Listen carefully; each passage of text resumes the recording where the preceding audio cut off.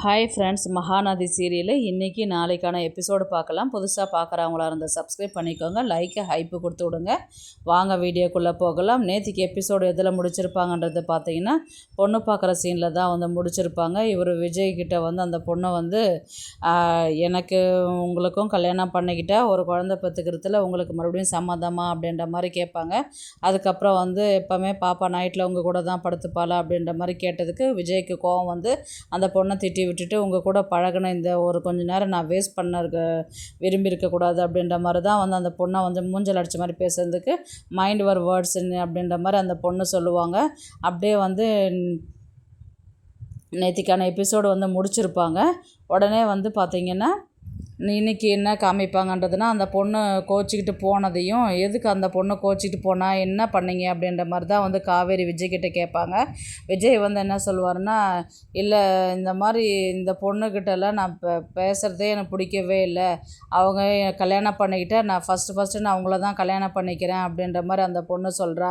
அவன் எனக்கு வாழ்க்கை பிச்சை போடுற மாதிரி இருக்குது எனக்கு அப்படின்ற மாதிரி சொன்னதும், அதுக்கப்புறம் வந்து பொண்ணை வந்து டெய்லியும் வந்து எனக்காக ஒரு குழந்தை பெற்றுக்கிறதையும் குழந்த வந்து டெய்லியும் எங்கே தூங்குவா அப்படின்ற மாதிரியும் கேட்டதுக்கு காவேரி கிட்ட சொல்லும் போது இதில் என்னங்க பிரச்சனை இருக்குது அப்படின்ற மாதிரி வந்து கேட்டதுக்கு விஜய்க்கு கோவம் வந்து, என்னங்க அவள் எந்த இன்டென்ஷனில் கேட்குறான்னு தெரியாத பேசின்னு இருக்கிறீங்க நீங்கள் அப்படின்ற மாதிரி கேட்டதுக்கு காவேரி எதுவுமே பேசவே மாட்டாங்க.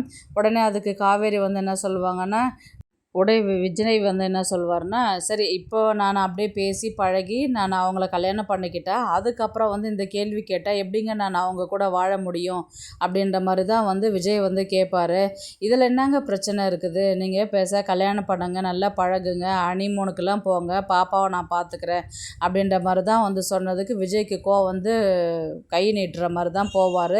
அதுக்கப்புறம் என்னங்க என்ன இன்டென்ஷனில் பேசுகிறீங்க, என்ன புரிஞ்சு பேசுகிறீங்களா, அதுக்கு நீங்களும் நானும் கல்யாணம் பண்ணிக்கிறேன்னு சொன்னால் அதுக்கு ஒத்துக்க மாட்டேன்னு வரேங்க, எனக்கு அந்த பேச்சு மட்டும் எடுக்காதீங்க, இனி பேசுறதுல அதில் விருப்பமே இல்லை எனக்கு அப்படின்ற மாதிரி தான் வந்து காவேரி வந்து சொல்லுவாங்க. இவர் விஜய் வந்து கோச்சிக்கிட்டு என்ன பண்ணுவார், வேகமாக போயிட்டு காரில் ஏறுவார். இவங்க காவேரி காரில் ஏறுறதுக்கு முன்னாடியே வந்து பார்த்திங்கன்னா அவர் அங்கேருந்து கிளம்பிடுவார். ஏங்க நான் நிற்கிறேன், என்னை ஏற்றாதே போகிறீங்களே அப்படின்ற மாதிரி வேணும்னு தான் பண்ணியிருக்கிறாரு, தெரியாது திமிரு பிடிச்சவர் தான் போல் அப்படின்ற மாதிரி தான் வந்து காவேரி அங்கேயே கடையாண்டே நின்றுருப்பாங்க. இவர் என்ன பண்ணுவார், காரில் போகும்போது சாரதாக்கு தான் கால் பண்ணி பேசுவாங்க. அத்தை என்ன பண்ணுறீங்க, உங்கள் பொண்ணு வந்து அடிப்பட்டதில் வந்து பழைச மறந்துட்டான்னு மட்டும் சொல்லக்கூடாது, புத்தி சுவாதனம் இல்லாத மாதிரி தான் நடந்துக்கிறா அப்படின்ற மாதிரி தான் வந்து விஜய் வந்து சொல்லுவார். என்னாச்சு மாப்பிள்ளை, என்ன நடந்தது அப்படின்ற மாதிரி கேட்டதுக்கு, எனக்கு பொண்ணு பார்த்துட்டுருக்குறா தெரியுமா உங்களுக்கு அப்படின்ற மாதிரி, பொண்ணு பார்க்கவே இன்றைக்கி கூட்டினே வந்துட்டா அப்படின்ற மாதிரி வந்து கேட்டதுக்கு நடந்த விஷயத்தை அத்தனையுமே சொல்லுவார். என்ன அந்த பொண்ணு அந்த மாதிரி கேட்டு வச்சுருக்கிறா, அறிவு இல்லையா அவளுக்கு அப்படின்ற மாதிரி கேட்டதுக்கு, அவளுக்கு அறிவு இருக்குதா இல்லையா விடுங்க, உங்கள் பொண்ணு பண்ணுறதெல்லாம் பார்த்தா எரிச்சலாக இருக்குது எனக்கு, நான் அவளை கல்யாணம் பண்ணிக்கிட்டு சந்தோஷமாக வாழணுன்றதுக்காக நான் அவள் பின்னாடி சுற்றின்னு இருக்கிறேன், இவன் என்னடானா எனக்கு பொண்ணு பார்த்துட்டு உக்காண்டுக்கிறா, இதை எங்கே போய் முடிய போகுதுன்றது எனக்கு ஒன்றுமே புரியலாத்த அப்படின்ற மாதிரி வந்து சொன்னதுக்கு இவர் உடனே வந்து, நான் வர கோவத்தில் நான் அங்கேயே அவளை விட்டுட்டு வந்துட்டேன் நான் அப்படின்ற மாதிரி சொன்னதுக்கு, விட்டுட்டு போங்க, அவள் பஸ் ஏறி வரப்போகிறா வீட்டுக்கு அப்படின்ற மாதிரி தான் வந்து சொல்லிட்டு இவங்க சாரதா சொல்லுவாங்க. என்ன தான் பண்ணுறது அத்தை, என்னென்ன பொறுமையாக இருங்க மாப்பிள்ள, நான் அவள் வீட்டுக்கு வந்தால் நான் பேசி பார்க்குறேன் நான் அப்படின்ற மாதிரி தான் வந்து சாரதா வந்து சொல்லுவாங்க.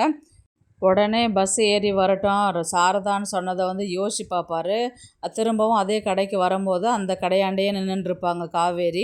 இவர் கார்லேருந்து ஹார்ன் அடிப்பார், அவங்க போகவே மாட்டாங்க, அப்படியே அமைதியாகவே இருப்பாங்க. இவங்க என்ன பண்ணுவார், விஜய் வந்து இறங்கி வாங்க வாங்க போகலாம் கார்லன்னு, அப்போ விட்டுட்டு போக தெரியுது, இப்போ எதுக்கு வந்து கூப்பிட்றீங்க அப்படின்ற மாதிரி தான் வந்து கேட்பாங்க. ஏதோ கோவத்தில் போயிட்டேங்க வாங்க அப்படின்ற மாதிரி தான் வந்து கூப்பிடுவாங்க. நான் எதுக்குங்க வரணும், நான் வரமாட்டேங்க, நான் இங்கேயே இருப்பேன், நான் நிற்காமல் கூட போவேன், இல்லை நான் எப்பயாவது போவேன், இல்லை நடு ரோட்டில் கூட நிற்பேன், உங்களுக்கு என்ன பிரச்சனை அப்படின்ற மாதிரி தான் வந்து காவேரி வந்து விஜய்கிட்ட கற்றுவாங்க. விஜய் வந்து பார்த்திங்கன்னா டென்ஷன் அதிகமாகிட்டு, என்னடி ஓவராக பேசுகிற, வாடி வாடி அப்படின்னு சொல்லிட்டு கையை பிடிச்சி இழுத்துன்னு போவார். என்னங்க ரொம்ப விட்டா ஓவராக போகிறீங்க, வாடி பொடியெல்லாம் பேசுகிறீங்க, எப்படி நடந்துக்கணும்னு தெரியாதா உங்களுக்கு அப்படின்ற மாதிரி கையை வந்து உதறி தள்ளுவாங்க.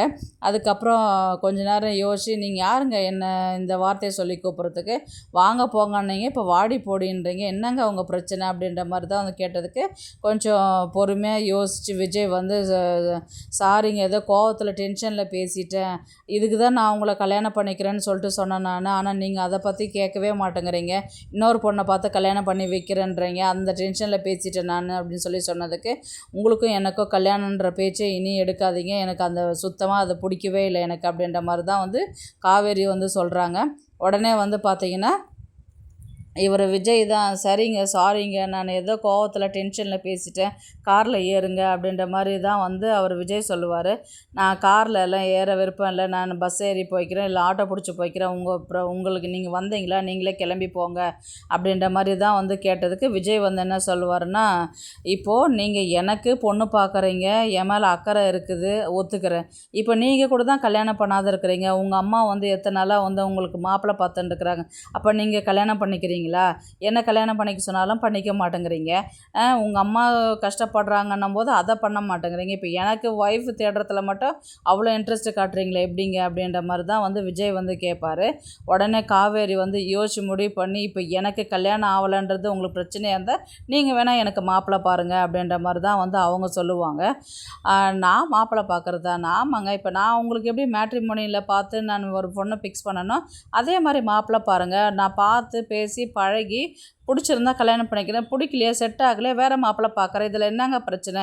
இப்போ நீங்கள் ஒரு பொண்ணை பிடிக்கலன்னும் போது தாம்னு குதிச்சுக்கிட்டு வந்து நின்று செய்கிற மாதிரிலாம் நான் செய்ய மாட்டேன். இந்த மாப்பிள்ளை பிடிக்கல, இன்னொரு மாப்பிள்ளையை பார்த்து கல்யாணம் பண்ணிக்க போகிறேன், சந்தோஷமாக இருக்க போகிறேன், இதில் உங்களை மாதிரிலாம் நான் கோவக்காரனாக இருக்க மாட்டேன். நான் அதுலேயும் குறிப்பாக கோவம் இல்லாதவங்களாம் என்ன அட்ஜஸ்ட் பண்ணிக்கிட்டு எவ்வளோ பொறுமையாக இருக்கிற மாப்பிள்ளை தான் எனக்கு வேணும்.